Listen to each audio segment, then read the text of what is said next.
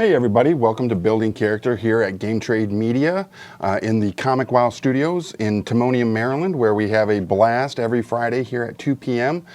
Today we're doing a Building Character around Starfinder's Beginner Box. I'm Rick, and let's see what this Beginner Box has to offer. It's going to be out in about 2 weeks, so this is a good opportunity to see what you're going to get in this product and also, build some characters out of it. So the Starfinder Beginner Box, it says, explore the galaxy. Launch into an exciting universe of science fantasy adventure with the Starfinder Beginner Box. Create and customize your own futuristic hero to play through challenging adventures and action-packed battles against dangerous foes. With streamlined rules, this deluxe box set is the ideal introduction to the Starfinder role-playing game, an imaginative tabletop role-playing game for 2 to 7 players. Welcome to the best launch pad for a lifetime of pulse-pounding adventure among the stars. The only limit is your imagination. And it comes with a lot of cool stuff, so let's bust into it and take a look. All right. So the box comes with a double-sided map. So this is, I kind of broke this apart already because I used it for a play test type thing, like an intro to playing Starfinder for some comic book publishers, which was kind of fun, and other reps. So it comes with a double-sided map, a blank one, and a big one that so this is going to feed to an adventure that is inside the books. So this is pretty cool. All right. So you get this cool map. What's up, Walter and Rad? Hope you guys are doing well. It's going to come with a bunch of the plastic stands so that you can put your character, your little standees on right there. So actually, let me go ahead and bring that back. So you can put your standees on there. That's kind of neat. Wasn't sure if we were going to need it, but I guess maybe we can use it. And then it comes with a bunch, I think it's 96 or more of these tokens. Let me get these pencils out the way. It's got all sorts of cool stuff in here. A dice set, which you can definitely use. It's very important. There's the 8-sider. Lots of these black standee bases. Just want to dump all these out. They get in the way, right?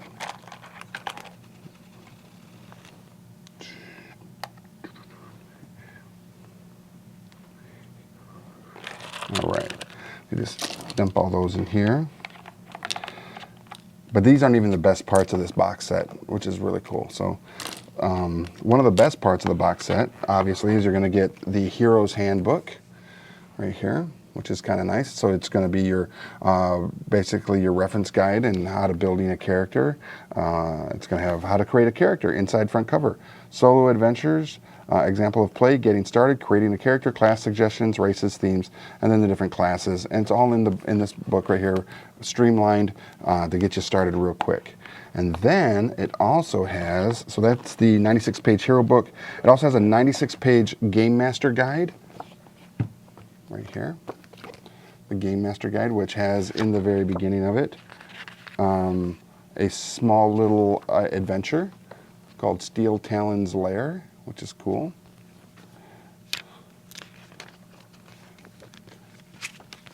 Hey, yeah, that map is sick, right? And hey, Ross, over on the YouTubes, we are looking at the Starfinder Beginner Box, and then we're going to do a character build using the supplies that are in here. As I mentioned before, it comes with a bunch of different standees, monsters, and character types, so you're going to have lots of fun punching those out. And then it has some character sheets, which are really nice. There you go, some custom character sheets. And it says right here, Paizo, permission granted to photocopy for personal use. Cool.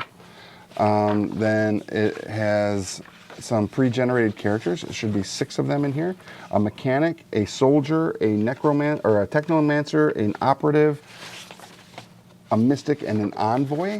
So you get a character sheet for each of the character classes that you need to really get started. So there's a lot of cool stuff going on right there. And it also has these are like the iconic characters that are being used in the Starfinder mythos. So you got Isef, Rhea, Oboziah, Quig, Navasi, Keskodai, and I think that's it. Yeah. Navasi, Quig. Yeah, so you got all those characters right there. And on the inside of each character sheet, or character folio, it has a character sheet and then a description of what each little section of the character sheet represents, from the character ability modifiers and ability scores, all the way over to spells, if the character has spells that they might use. So that's pretty cool. Maybe even getting these laminated would be really good as well. The only thing this box does not come with is a pencil. So you're going to need to have pencils and paper for your notes. But the big thing that I was really excited about were these right here, which they're calling 6-player aid cards. So each player will get one of these cards because it is a beginner box, and it's going to help you kind of like jump into the game real quick. It's got what can I do on my turn. So one side it basically tells you everything you can do on your turn during your from move, take an action, and what an attack action is. You can use an item, use a skill, use a special ability, cast a spell, extra moves, and defend. And basic roll modifier is a D20 plus modifiers. Talks about what resting is. And then on the back side, it talks about the different conditions that a character might incur during gameplay, from flat-footed, frightened, hampered, helpless, impaired, off-kilter. I like off-kilter, that's a great word. Staggered or unconscious. Off-kiltered is you have the flat-footed condition and take a -2 penalty to attack rolls. You can give up your move on your turn to right yourself and lose this condition. So it's kind of cool that they give you these little player aids to go along with the box set. And then of course there's some little advertisement pieces in here as well, from kind of shows you everything that you get, a little sheet that says everything you get. And then it also talks about, do you have a group of people to play with? And if you have a group, cool, it's going to have everything for your group. But if you are on your own, it is also designed for group play, but you can still experience an adventure on your own. Grab the Hero's Handbook and turn to page 2 and play the solo adventure, Scoundrels in the Spike. So there's all sorts of cool stuff and opportunities here. So I'm going to go ahead and put some of this back real quick, because we're going to build a character for Starfinder, as we do. Hey, Josh. Love the shirt. Thank you. Haven't done a space RPG since Traveler. Oh, man, rad. Traveler was so good, right? I actually have Traveler sitting on my shelf at home, down in the living room, because I was going to bust it open and just kind of read through it again, because it kind of gives me that whole, that nostalgia feels, right? So, building a character for Starfinder. And that starts on page 14 in the Hero's Handbook. So, we go to that page. So the first thing we have to do is choose our race. So we have, the choices are android, human, a Lashunta. Lashuntas are well educated and magic naturally flows through you. Lashuntas have telepathic powers and a minor natural spellcasting ability. They kind of look like Mantis from Guardians of the Galaxy. They have the little antenna in the front. The Shiron, you are fiercely independent, but also dedicated to the idea of community. Shirons have telepathic powers and operate well in the dark. Shirons look like giant insects.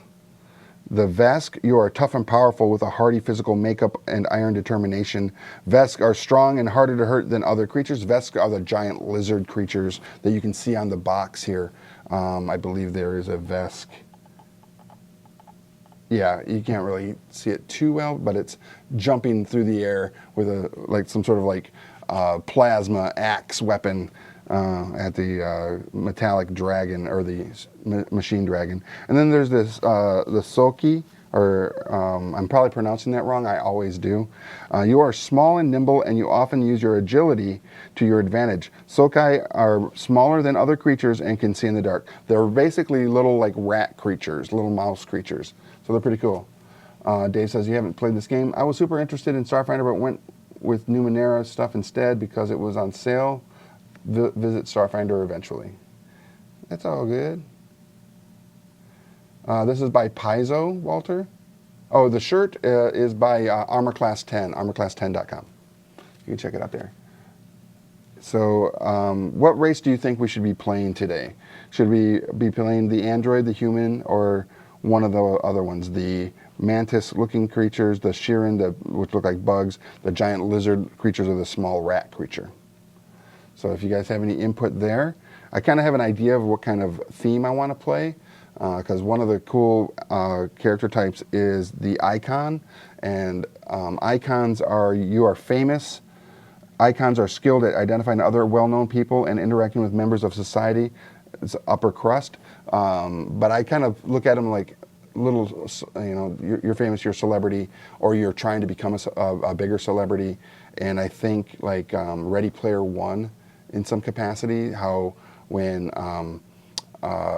the main character is the first to the ring, or the first one to get a key, and it becomes like everybody just like swarms on him. So something along that line. The bug people.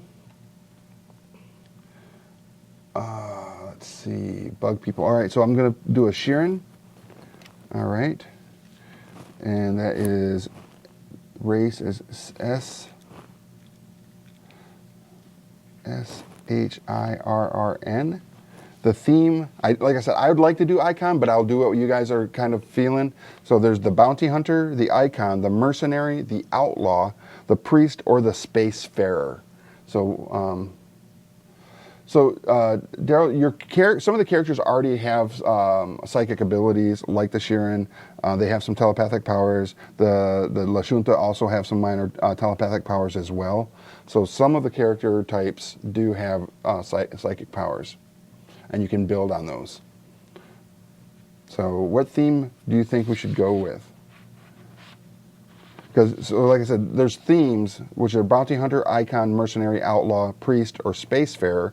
But then there's also your class, which is envoy, mechanic, mystic, operative, soldier, or technomancer.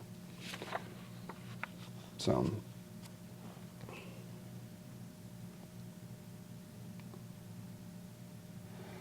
icon it is. All right, so our theme is icon, so we're famous. All right, but now the classes are envoy. You are a master of tactics and the art of making friends and intimidating your enemies. Envoys can bolster their allies and impose penalties on their foes. There's also the mechanic. You could be a famous mechanic, right? An iconic mechanic that everybody brings your stuff to your garage, right? You combine strong combat abilities with a thorough understanding of technology. Mechanics can tear things apart as well as put them back together. There's also the mystic. As a Shiron, that might fit pretty well. You are adept at drawing magical power from a specific connection. Mystics combine spellcasting with the abilities to heal allies or harm foes. Operative, you are a master of stealth and deception. Operatives can make their way into places others can't and use subterfuge to their advantage in combat. That might be difficult as an icon to be also a spy, right? Because you're well known, you're famous, unless you're like James Bond, right?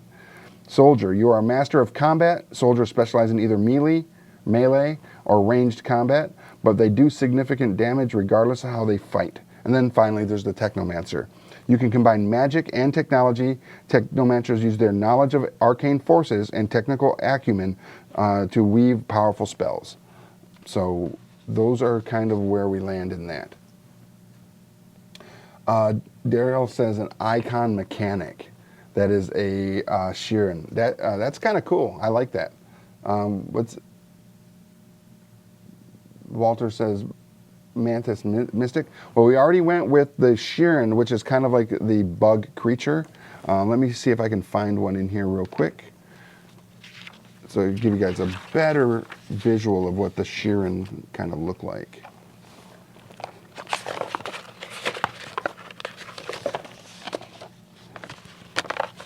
Because I think each one is kind of represented at least once on one of these sheets. So, yeah, there it is. So this is kind of what Shirons are.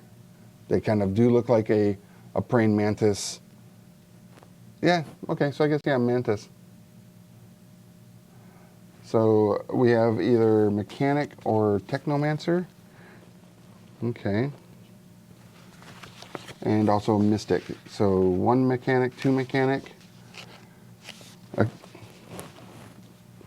And I'll take mechanic.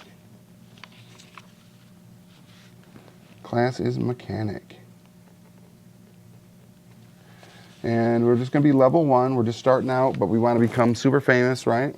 We're already kind of known for something. Maybe we would boost cars and race them on the live stream glass system that might be available to characters in this game, where they follow their favorite icons doing the things they do. And maybe he kind of got into it, became icon based on boosting some street bike type stuff, and would modify it in his garage and then take it out and see how he would do. So abilities and ability scores. You have 6 ability scores, which are numbers that represent your raw talent in physical and mental tasks. This is so we know we have our strength, dex, con, intelligence, wisdom, and charisma. And then there's the ability score array. There are 2 ways to generate ability scores. The fastest way is to select one of the arrays on the following page. The focused array, the split array, or the versatile array. Write the numbers from the array on a piece of scratch paper. Alternatively, you can roll dice to generate your ability scores as detailed later. So, the focused array gives you an 18, a 14, and then 4 10s. A split array gives you 2 16s and 4 10s. And the versatile array gives you 3 14s and 3 10s. But of course, we could roll for our stats. And what do you think we should do? Take one of the arrays and place them, or do we roll our stats today? I know you guys like it when we roll dice. So I'm getting prepped for that. All right.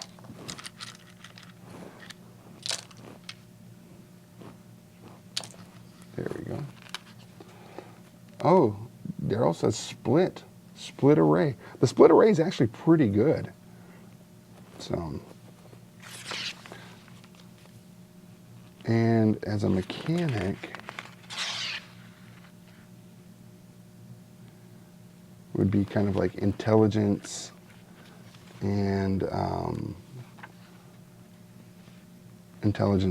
probably strength or dexterity for that character type. And Sarah says roll. All right, so we're split on split or roll. So one more. I need some more votes, everybody, on what we're going to do here. Again, I'm just going to get some dice prepared. Ooh, wow, that was a nice roll. Get rid of these ones out of the overhead here. Let's just roll and see if the dice are hot. Oh, Daryl says roll. All right, here we go. All right, so that was just a test because I just want to see if the dice are hot. I said that. You heard me. You heard me. All right. Okay, so here we go. Our first stat, and I'm going to go ahead and, ooh. So we have 8, 9, 10, 11. So we'll put 11 down here. We're not going to put it on any particular stat as of yet. So we have an 11. Brad says roll as well. We have a 13. Pretty good. All right. We have, ooh, 12, 13, 14 right there. That's good.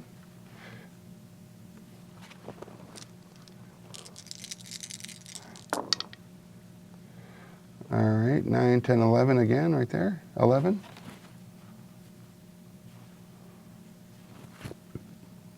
I do. I have to warm these dice up. That ice cold blue one there is killing it. 7, 10. All right.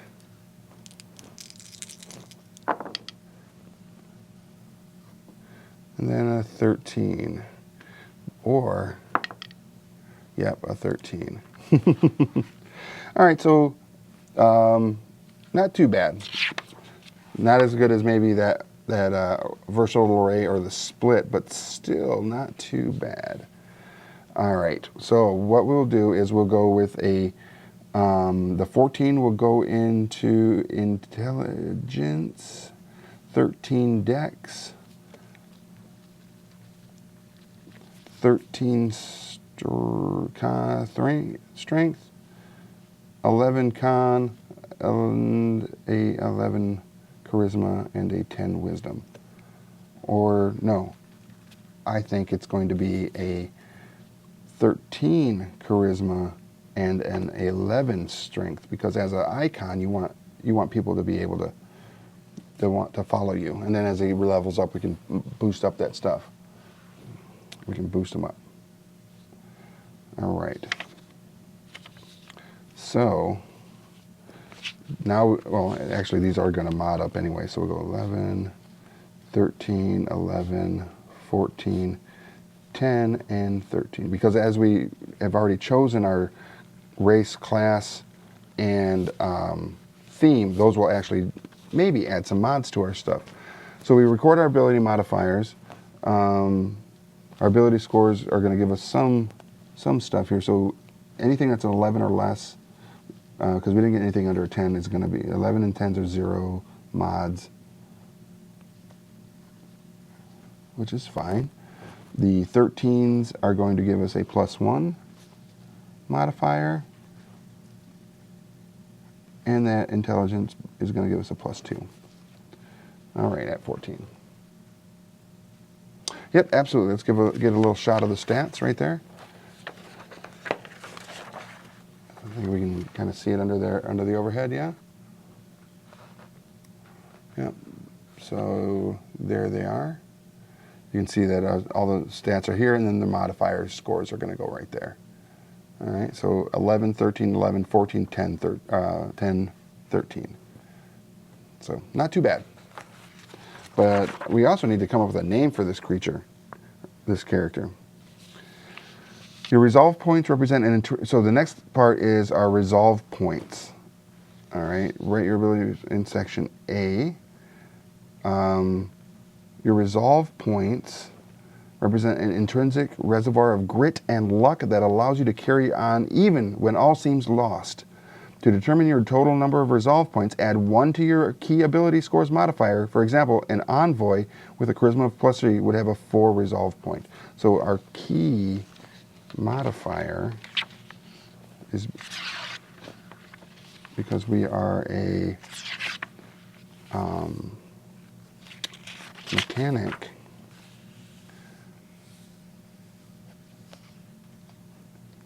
is going to be, what is our key modifier?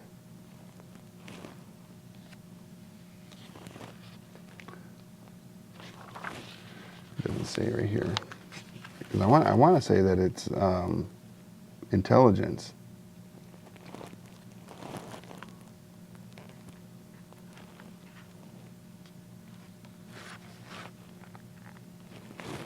Go back here to 15. 28. Okay. All right. Well, that's fine.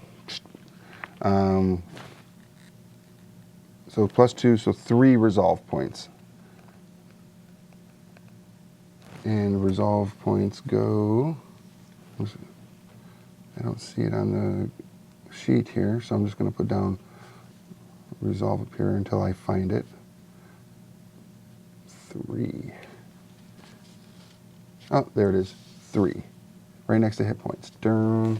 Choose your alignment. So based on this, if we want to be a mechanic, based on your experiences with mechanics, 3.5. Yeah. It is closer to Pathfinder because it is Starfinder is by Paizo, who also makes Pathfinder. And you'll see when the second edition launches for Pathfinder in August that there's a lot more similarities, even more so between the two than basically the first edition Pathfinder to second edition and this. For their alignment, I'm thinking we probably want to be like that neutral good or maybe a little biscuit. All right, Sarah, you win. BZKT, biscuit, BZK apostrophe T, biscuit. That's right. What's your name? Biscuit. Because because he doesn't speak like with his mouth or his mandibles. It's going to be a telepathic communication. You hear biscuit in your head and you're like, whoa, that's kind of crazy. So alignment, we'll go with neutral good.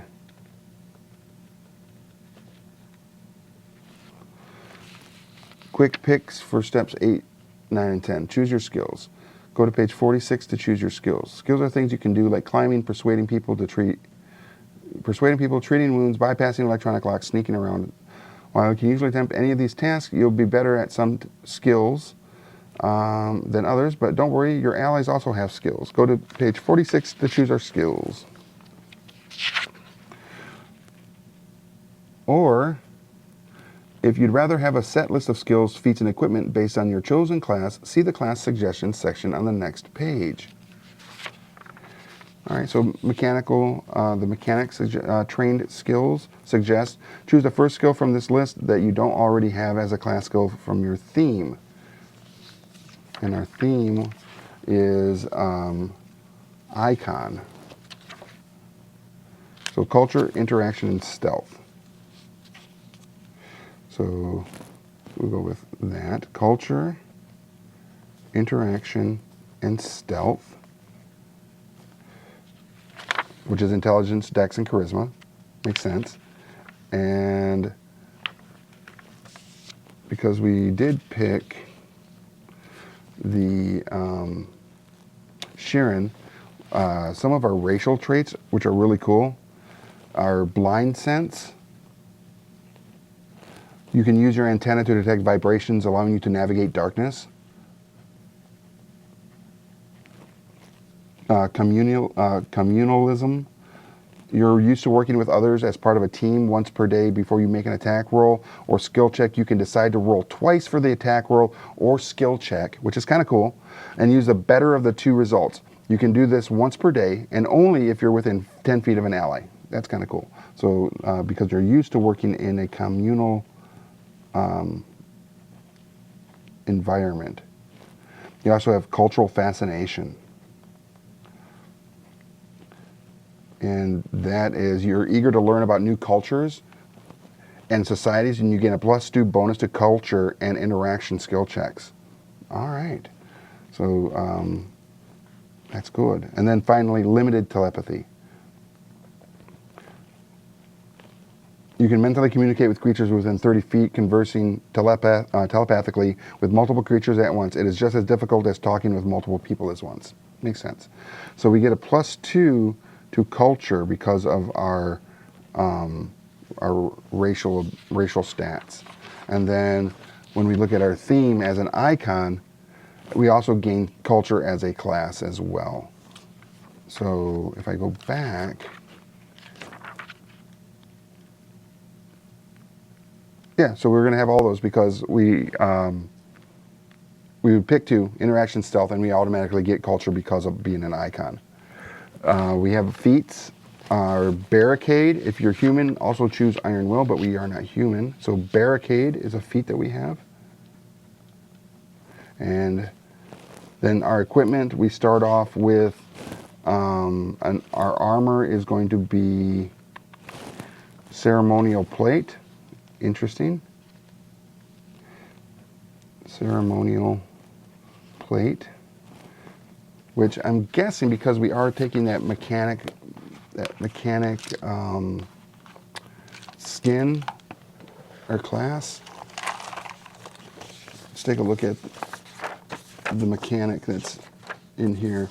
So this is the mechanic that you can start off with that's already pre-gen, that is a Sokai, the mouse race. I'm guessing ceremonial plate would be just what he's got on underneath there. It kind of looks like a football padded plate, chest gear and everything. Yeah, I got it there. Yeah, so yeah. So it's pretty cool. Yeah, so we'll use that. Ceremonial plate. Weapons, we get a laser rifle.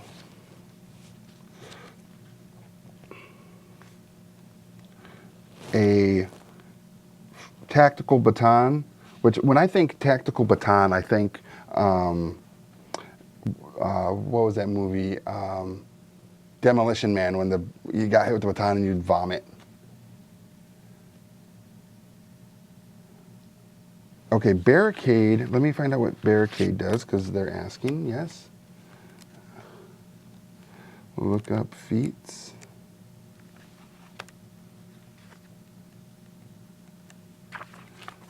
And barricade.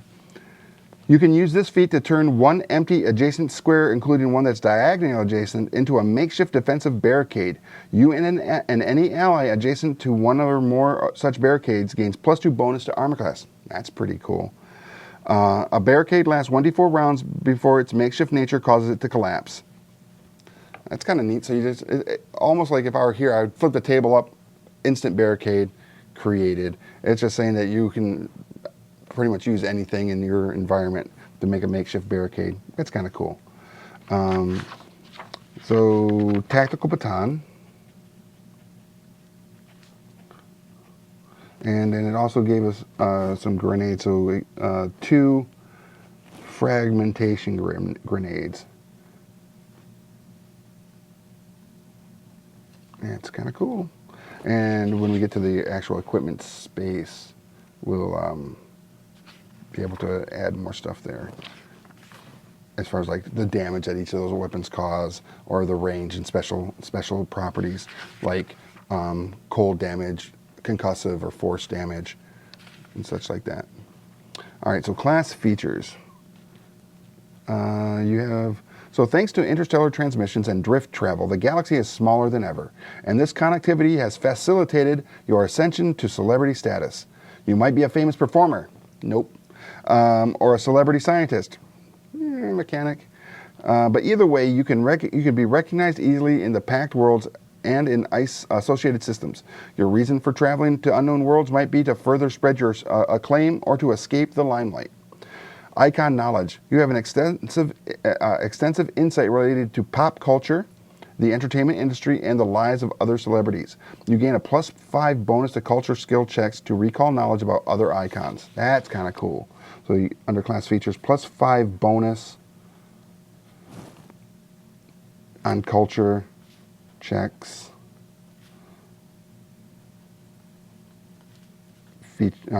for other icons. That's kind of cool. Or information about the companies, agencies, laws, and best practices regarding the entertainment business and pop culture in general. Nice. I can dig it. And so we'll go to the icon, or to the mechanic here. So first level features, it says write mechanic in your class section B. Done. In section D, which is your defensive stuff, write 12 for your total hit points. All right, so we have 12 hit points. And mark the light and heavy armor proficiencies. Light and armor, or light and heavy. So on the sheet, you're going to see, right here, you're going to see that for hit points 12, they want you to mark the light and heavy armor right here, which is kind of neat. Oh, there we go. So here we go. Armor, light and heavy. Checked off that, man. This is being a pain in the butt. Sorry, everybody. Right there. Boom, boom. All right. Then it says, also write the following number in the class box for each saving throw. So the class box is going to get a 2 for fortitude, a 2 for reflex, and a 0 for will. Oh, no.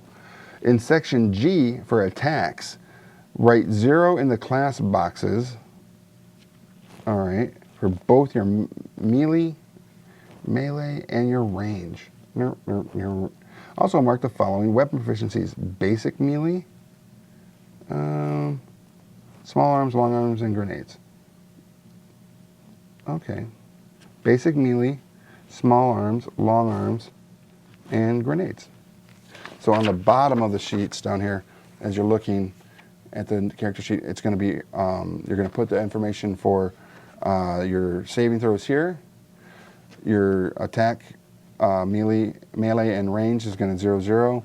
And then on the very bottom down here, mark off the weapons that you're proficient in using. The thing in here it says that we're not is advanced melee, which is fine. Now it says in section 3, or section I, for skills, write 3 in the class box for, and 1 in the level box for each of the following classes. So 3 in athletics, 3 in science, 3 in perception, and 3 in technology. Okay. If I've already been, has these numbers filled in because of your theme, add 1 to the miscellaneous box instead. Cool. All right. And then at first level, we also are going to have in box F, which is F, class features, exocortex. You have cybernetic processor implanted into your brain. Wow, that's kind of cool. Or body that interacts with and augments your biological brain's cognitive functions and aids you in a variety of tasks. Choose whether the artificial intelligence in your exocortex enhances your combat effectiveness or your knowledge and skills. You gain the exocortex ability listed below for your choice. So what do we want to do? Combat, or do we want to go for knowledge?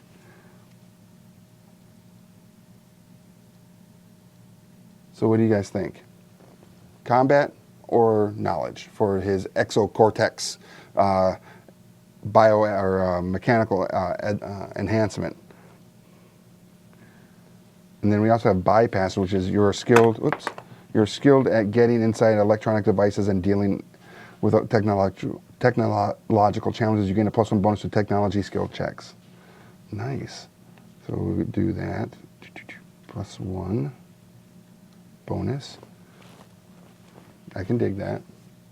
Everybody's saying knowledge. Perfect. So we will do that. We have knowledge enhancement. So exocortex, knowledge.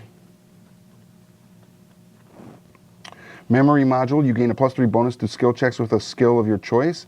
In addition, once per day, you can re-roll a culture, mysticism, or science. Ooh. To recall knowledge action then. So +3 bonus to skill checks with a skill of your choice. Oof. I'm thinking technology, right?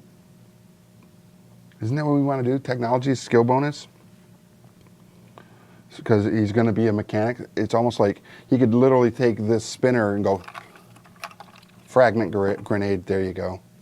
Or hollow receiver, we need to contact the library of on Absalon Station. Or, yeah, all the languages of this planet have been downloaded into that device. We can basically talk with anybody we want. That's kind of cool. Yep, tech. I knew you guys would jump on that one because that's cool stuff. So in section F, right, bypass, so we did that. So custom rig. You have a created a custom toolkit called a custom rig that you can use when attempting technology skill checks. This counts as a toolkit. In addition, you can use your custom rig as a personal comm unit. Your custom rig can be a handheld device, an attachment to your armor, or a cybernetic augmentation installed in your body.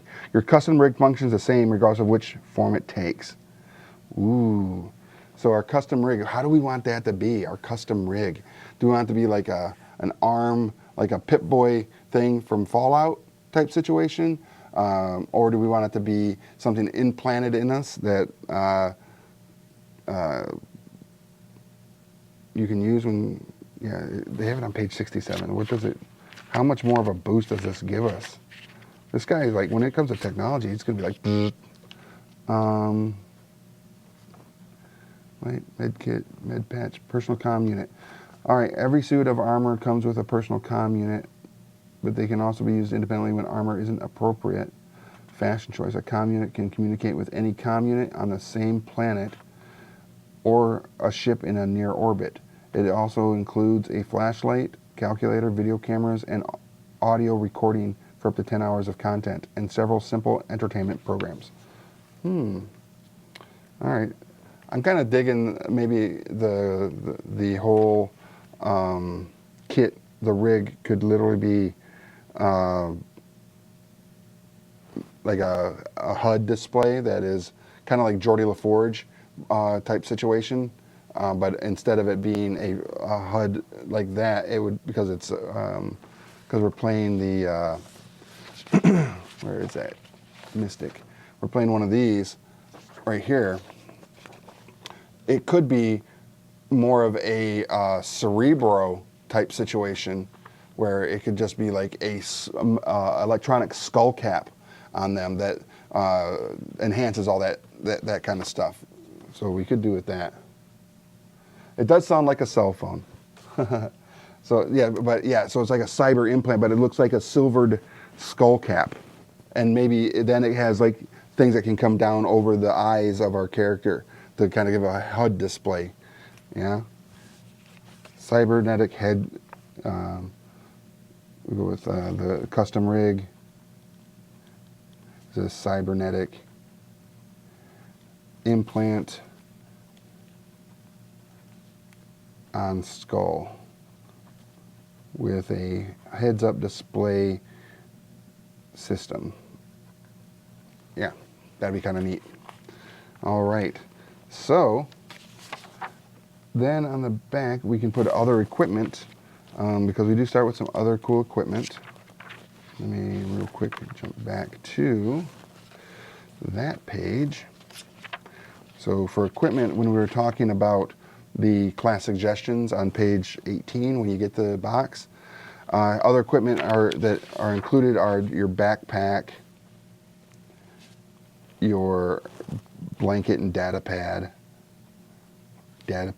which is always fun. The mechanic gets a fire extinguisher,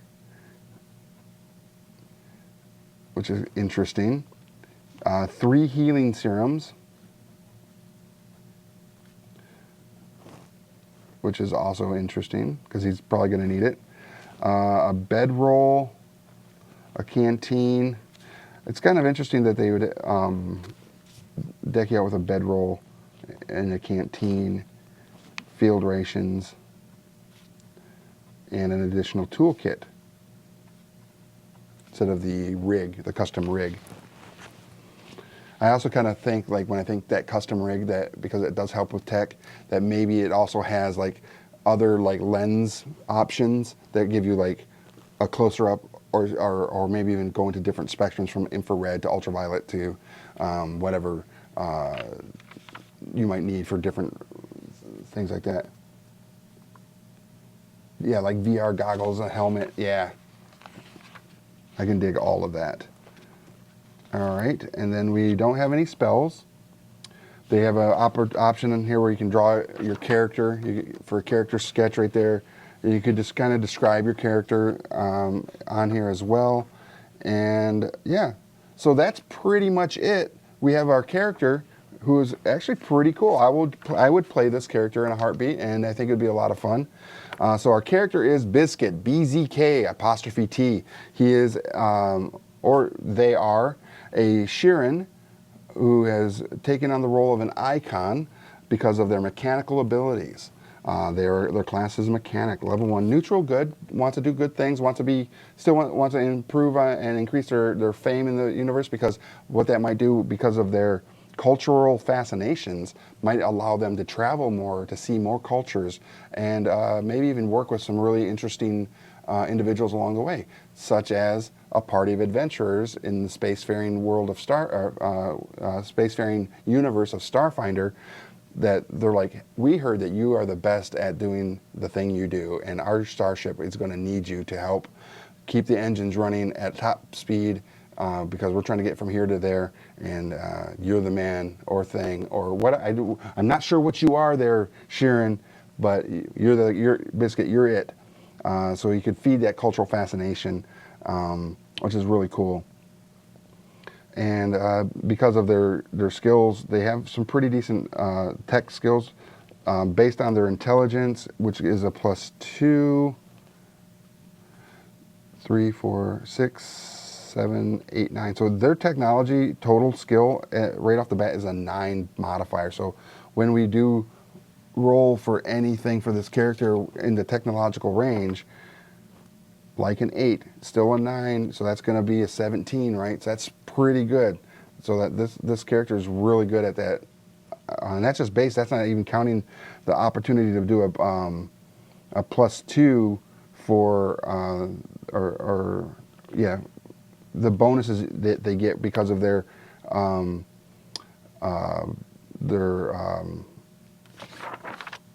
custom rig. I don't know why I had a brain fart on that, but you know what I meant. Oh, Gordon, he says Starfinder blows. And Walter says go to the cons. Yeah, this character could be a con Gordon, and sign autographs on Absalon Station. So there you go. There's Starfinder. This is the Starfinder Beginner Box, which is going to be available in just a couple weeks. But to better find out when it is going to hit the shelf, go check out paizo.com to find out more about Starfinder, all the offerings that they have for that game, and yeah, pick it up, play it.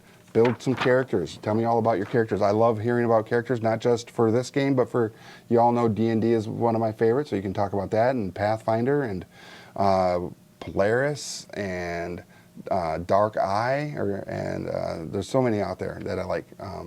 Anything from Monty Cook Games, there's just so many. And just tell me all about your characters, which would be cool. Walter, there is a solo adventure in the Hero's Handbook. And it is on page 2. So there is a solo adventure to kind of give you a little bit of a taste, and it's called Scoundrels of the Spike. So you can kind of get an idea of what you'd be doing as a character.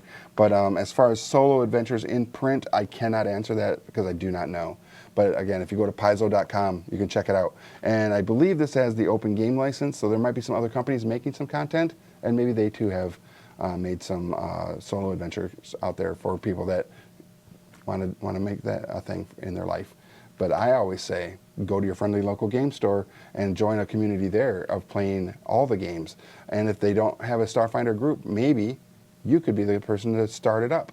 So go check it out. Check out your friendly local game stores. Let them know you want to play Starfinder or any other game, and become part of the store community, because that's where it's at.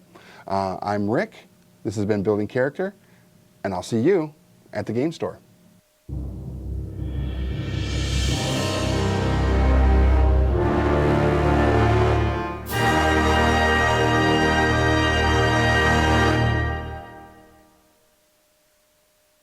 Thanks for watching Building Character. If you liked it, leave a like and a comment below, and make sure to subscribe so you don't miss any new content.